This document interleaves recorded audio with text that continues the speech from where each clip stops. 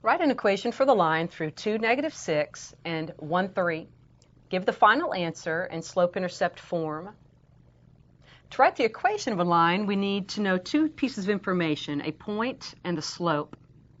We're given 2 points, so we definitely have a point identified, but we also need here to determine the slope. To do that, let's use our definition of slope, which is the change in y over the change in x. I'm going to identify these points as x2, y2, and x1, y1. So our change in y, y2 minus y1, is a -6 minus 3. The change in x, x2 minus x1, is a 2 minus 1.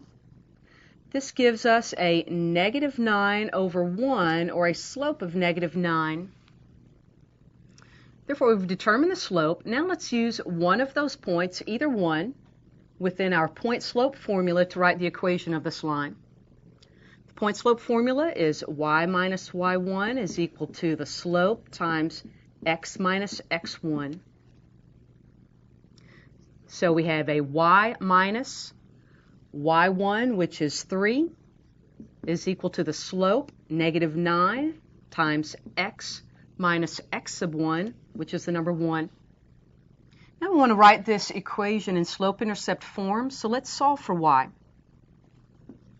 Y minus 3 is equal to, multiplying through on the right side, we get a -9x plus 9.